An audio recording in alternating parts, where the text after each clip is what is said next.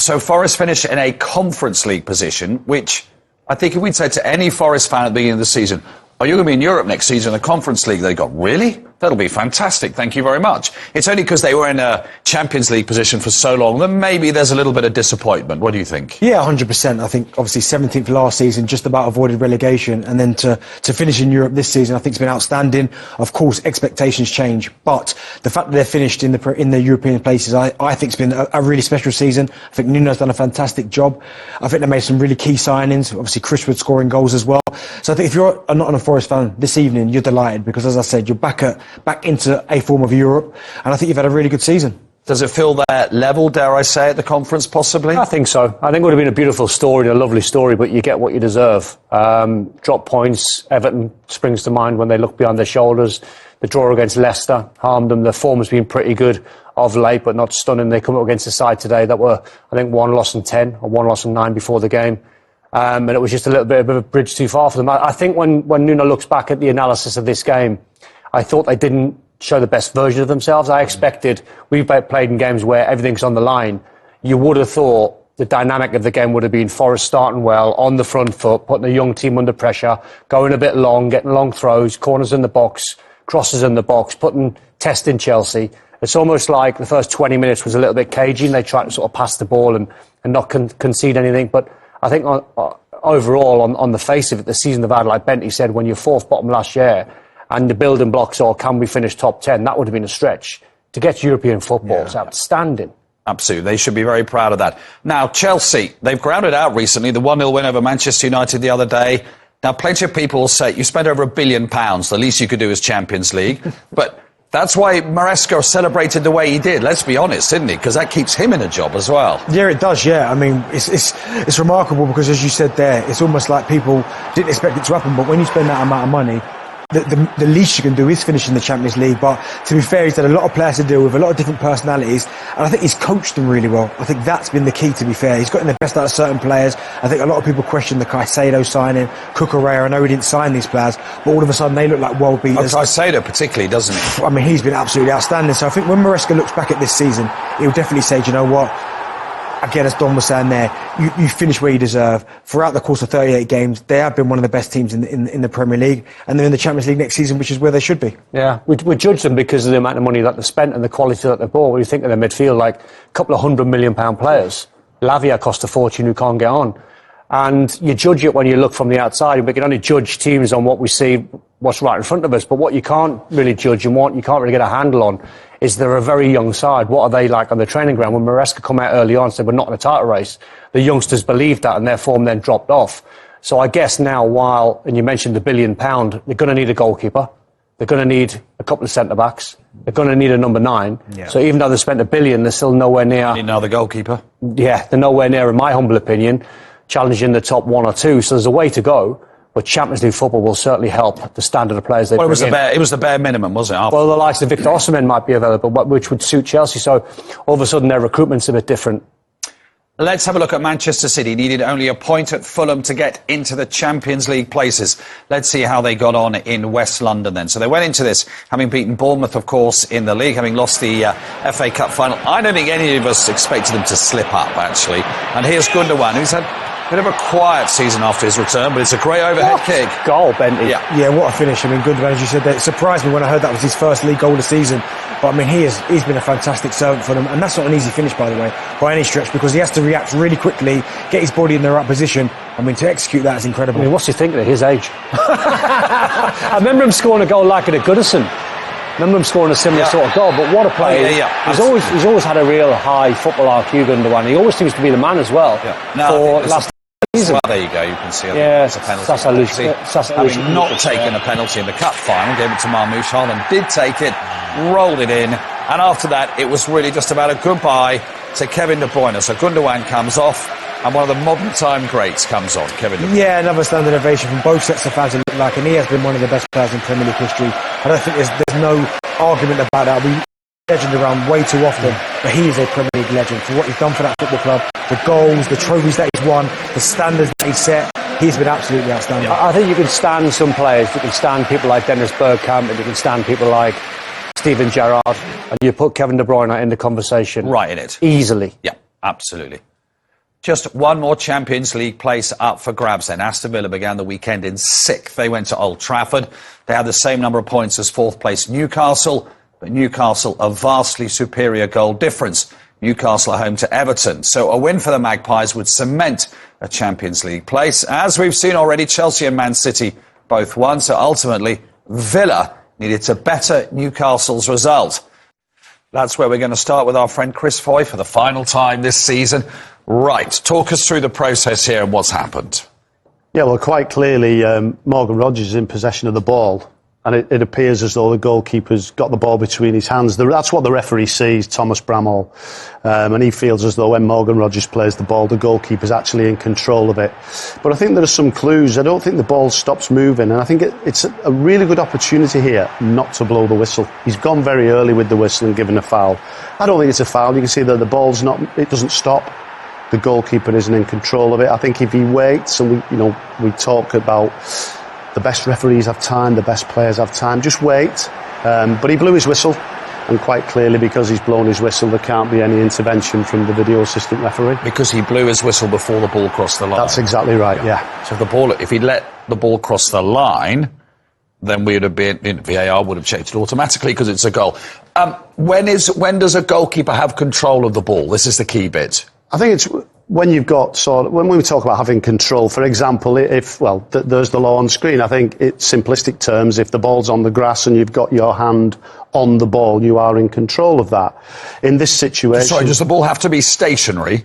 It does help if it's stationary, doesn't it? Because then you are in control, because you can move. If the ball's moving, you're not really in control. It really needs to be stationary. Does need to be stationary, in effect. We don't see that. We don't see those very often. I think the last one I saw was a while ago, was Aston Villa and Leicester with Kasper Schmeichel, where he had his hand on the ball and somebody kicked it, quite rightly was disallowed. But in this situation, I think if the referee just waits, lets play develop, and then when a goal is scored, the VAR will automatically check it. And I think if we'd have had that situation, I think if you asked, would have been awarded. Chris, if you asked me and Darren Bent, when we were young players, have you made any mistakes? Absolutely. 100% we've made them. And Thomas Bramall, in his second season, is still learning. He's blew the whistle, as you said. The process is, and we've all looked at it, I don't think the goalkeeper's got control of the ball. I think it's a bobbling ball that Morgan Rogers has got every right to go for. But I think it's a referee has made a decision. I think once he has a bit more experience in a few years' time, like we all had after we made lots of mistakes as younger players, that one there is probably a case of don't blow the whistle. You're still making a decision by not blowing the whistle, allowing the ball to cross the line. It would then be a goal. Then everything would be checked. Then the process would then potentially say to the referee, right, we think, do you want to come and have a look at it? We think you might have made an error. The fact is, because he blew his whistle so early, VAR, as you said, he obviously thinks it's a foul, doesn't he? Presumably, he obviously does, otherwise he wouldn't blow the whistle. Which is not. It's not. Yeah, but he obviously thinks it is. Yeah. He thinks it is, but in our opinion... Yeah. Are you? Yeah, I just don't see how, off that one kind of match tempo, match play, that he can see it once and go, yeah, it's definitely a foul. And I think, as you were saying there, Chris, I think the best referees, as well as players, just give themselves that time, that breathing space, because almost that's what VAR was brought in to do, to kind of help referees out. So even if there's a little bit of doubt in your mind, just go, do you know what? The safest thing to do is just wait. And then if there is a clear and obvious error, then VAR will clear it up. But for me, when you look at that goal there, there's not one moment where the goalkeeper's in control of the ball. It's bounced off both palms. It's come off the ground. Then Morgan Rogers toes it away. For me, it's a really, really bad decision. I think as well, I think what is unfortunate is he'll be remembered for that decision in that game. And of course, he's given a penalty, which was a great call. And he sent the goalkeeper off for the denial of a goal scoring opportunity.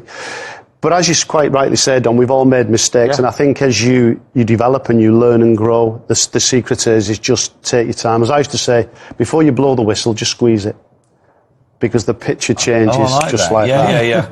It's just unfortunate for him. Listen, if you're an Aston Villa fan, I know full well what you're saying. It's cost us Champions League football. It's a slightly simplistic it's a natural way to think, of course it is. Because we all live in the now, don't we? In September, no one will be saying, it might cost. But we all live in the now, don't we? So we're, we're very emotional. It's actually obscuring the goalkeeper, getting them into a lot of trouble, because that was a very good decision from Thomas Bramall. Yeah, it's clear dog so, as you call it. It's great. I mean, you can actually see from the images, if you look at the goalkeeper, he actually eyes up the Manchester United attacker. And it's just that touch there. The cover, there is no covering defenders. They're behind play. It's one touch, he's in the penalty area. Is it a goal scoring opportunity? Absolutely. And and on field. And bearing in mind, the same referee last week had 2 red cards at Man City, Bournemouth, and one was for denial. So again, a really good on-field decision. You see the goalkeeper there; he knows exactly what he's doing. I talk about us young players making a bad decision when you're young, but Martinez is an experienced professional.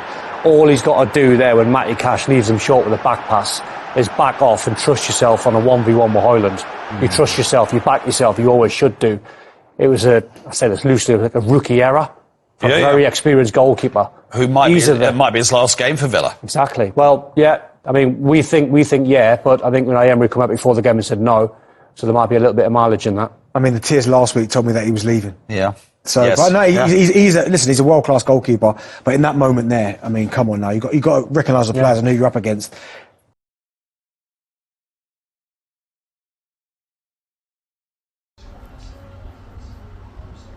Wow, Chelsea made it to the Champions League, beating Nottingham Forest 1-0 to nothing away from home at the City Ground. Wow. I mean, before this game, every pundit wrote them off, even their fans wrote them off. Nobody believed that they could go to Nottingham Forest and win, but give kudos to Enzo Maresca, their manager. The game plan was spot on.